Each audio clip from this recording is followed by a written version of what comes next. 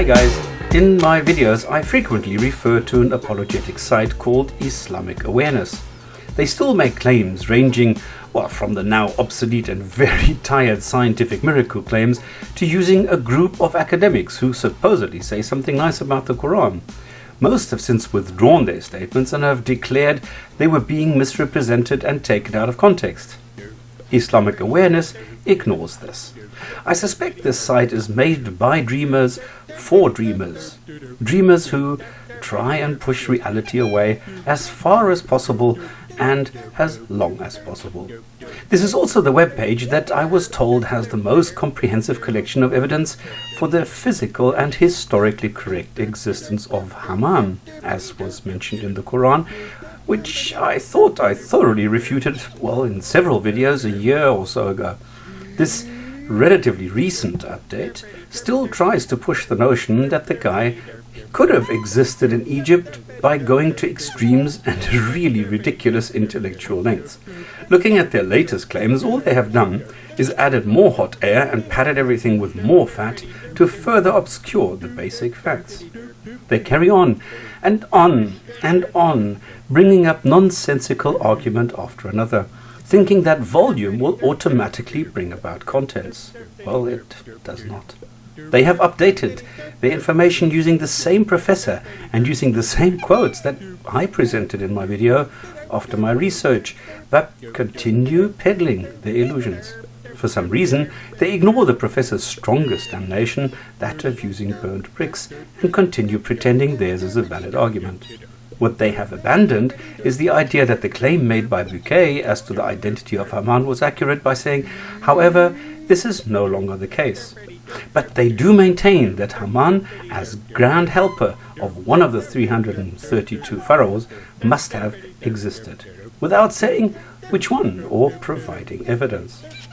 They are also the ones cited in the highly unethical IERA press release regarding a documentary on UK's Channel 4, using this page as source for the early mentioning of Muhammad and, as another example, coins depicting Muhammad and making it look as though Muhammad was referred to at an early stage in Islam. But do these coins do this? Well, no. Let's take a closer look at this claim. The title promises coins from the year 1 to the year 100. Well, the first century. But somehow they start with coins made 40 years after Muhammad first received the revelations and kick-started Islam. Well, they say that these coins have what they call a religious content. What religious content? They manage to issue a taunt and don't see how incredibly childish it is. Similar to what? Material, date, size, value, and who will decide on similarity? And this is the typical approach I see so often on Muslim apologetic pages and texts, using the same juvenile methodology and cocky approach. Well, here are similar coins. I declare them similar. Now please prove me wrong. What is interesting is that Islamic Awareness does not even consult basic sources to get a handle on history. The Sassanid Empire was conquered and wiped out by Muslims. The dynasty was wiped out in 651, and a year later a coin is minted with the last Sassanid emperor on it, and this is then Islamic? They show a couple of these coins on their page, all saying they depict a fire altar. Are fire altars common in Islam? Not really. So this goes on and on until they come across coins which seem to mention Allah. And Allah was a well-known God, and simply the word God. Only now we are already in 685 CE, or 75 years after the first revelation. Islamic Awareness concurs that this is the earliest occurrence of the name Muhammad in a dated Muslim text. So now we know that Islam existed, and the name Muhammad, meaning the praiseworthy, chosen or anointed one, was part of this.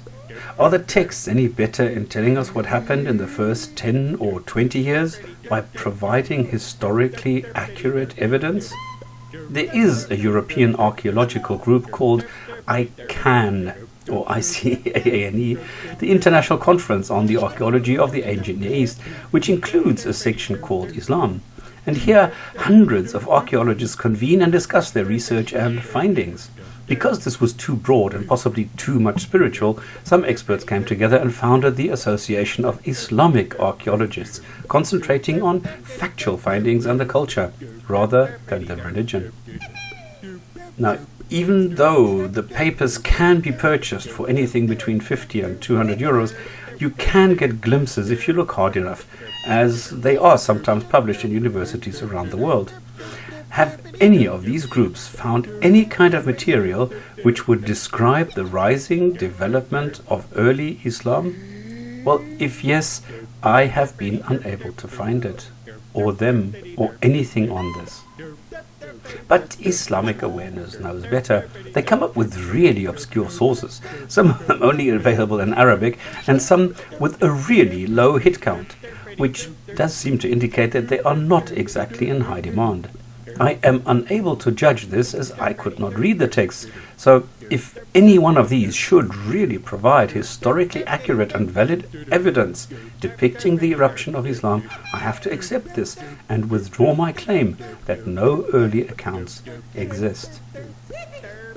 What Islamic Awareness mentions over and over again is the existence of early manuscripts of Quranic origins. Now, while I have no idea what exactly this means, we all agree that the Quran was started off quite early, but does not have a completion date and does not show why or how Arabs became Muslims. Quranic materials, or to be more precise, sentences which were later found in the Quran, have been identified in manuscripts from the 6th century, well before the existence of Muhammad. The Quran consists to a large degree of biblical, both Jewish and Christian, stories which were localized and made to fit Arabic folklore. So it is no small wonder that these stories made the rounds and some poets or scribes wrote these down. But do they mention Muhammad? No. Even the Quran itself only mentions the name Muhammad by name 4 times. Now, Islamic Awareness now pulls the same trick they used with the coins here with the texts. By insinuating the texts are from 1 to 100 AH, in other words, the Anno Hijra, they make it look as though the texts are closer to the origins of Islam than they really are. Their first example, Exhibit 1 so to speak, is dated by them as from 637 or 15 AH, but in actual fact it is, even according to their dating, issued some 27 years after Islam supposedly started. So this text, which they claim mentions the Prophet Muhammad, stems from a person who witnessed the destruction of some settlements along with the killing of the inhabitants. So here we have a text which mentions a Muhammad. Which Muhammad? This is a story of a pirate looting villages. Now we know Muhammad, the messenger of Islam, did this, but how can anyone, with any degree of confidence, say that this is the same guy? We have some names of villages and months, and Islamic Awareness immediately gets some supernatural input that this proves the assumed date of 636, because there was a battle in Yarmouk, because the mentioning of turn of the year only happens once in human history, in the year 635. All I see is a note. The fragmentary nature of this note has resulted in scholars advising caution. Now, what I find interesting is the abundant usage of appears to have been, suggested that, seems to be, appears to be, appears to have, suggesting that, worthwhile cautioning, unclear or disputable, which do not exactly exude confidence. I will ignore the next one, as it is much of the same, just the location is different. Their try number 3 comes up with a person from Armenia, more than 2,000 kilometers away from Mecca, Sibios, a bishop of the house of Bakran Tunis. Here, he is said to be writing a mere 50 years after the start of Islam. Okay, so let's look at Sibios, the person, if that is, first. The text quoted by Islamic Awareness is taken from a history of Heraclius, but unfortunately, none of the full extant manuscripts of Sibios predates the 17th century. Say what? They carry on saying that few Armenians today regard the primary history and Sebios as the work of the same author. So who Sebios was, and if he really was the author of this history, are presently unanswerable questions. Whoops. But let's make it clear, that does not mean the text is a fake or faulty, just that we should exercise some caution when attributing author, dates and locations. But actually no, my issue is with the contents. Now, Heraclius died in 641, so the story must have happened before then. So when I read the Islamic Awareness translation, I had to laugh, as somehow it reminded me so much of the fake Jesus paragraph in Josephus, which also starts off with, "There was about this time Jesus, a wise man."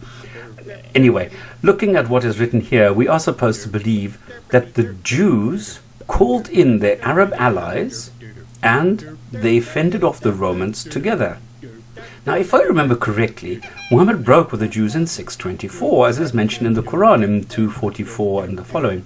Yet here we have him a couple of years after his death, thousands of miles from home, where he died in 632, conspiring with the Jews, telling them not that Allah is the one God and Muhammad is his messenger, which we would expect, but laying out some rules for food and drink and sex.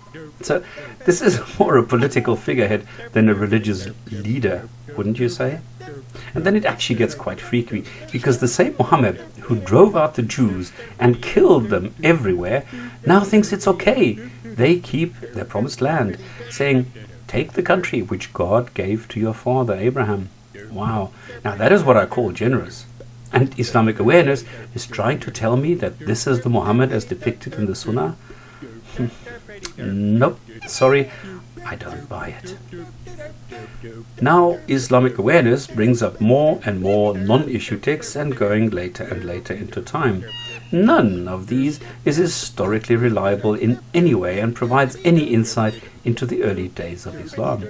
We now get to their section 3, which seems to be a last desperate attempt at artificially inserting Muhammad into the early history of Islam. Islamic Awareness seems to think that piling on claim after claim is the way to go, rather than having fewer and more and better documented or substantiated arguments. As though the previous claims in section 2 were not embarrassing enough, they mount a last awkward effort using a text written by Christian Jacob. Are they really doing this? Are they seriously suggesting that a thinking person using both brain cells will buy this nonsense? I mean, the Greek text is written by a Christian in Palestine sometime between 634 and 640, which has a very strong anti-Semitic character, and the story is about some Jews celebrating the death of a military guard and the arrival of yet another Messiah, a prophet. So the story in this Doctrina Jacobi goes on to say that this Messiah arose from within the Saracens, a prophet standing on a chariot, brandishing a sword. He is called a false prophet, a prophet holding the keys of paradise. Come on, does this really fit Muhammad the messenger? A false prophet on a chariot, holding the keys to paradise and a sword, years after his death? Is that the best Islamic Awareness can come up with? Oh, boy.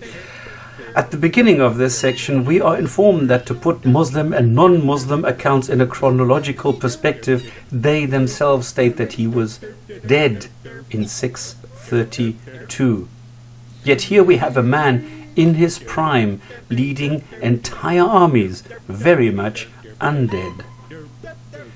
So, have we really learned anything from the many, many words put forward by Islamic Awareness? No, nothing at all. As per usual, it's all hot air, no substance, no facts which would be considered historically accurate. Another site made by dreamers for dreamers. If you want to dream all your life, that's fine. However, if reality and the truth is more your line of thinking, I invite you to look at the real world. Thanks for your time.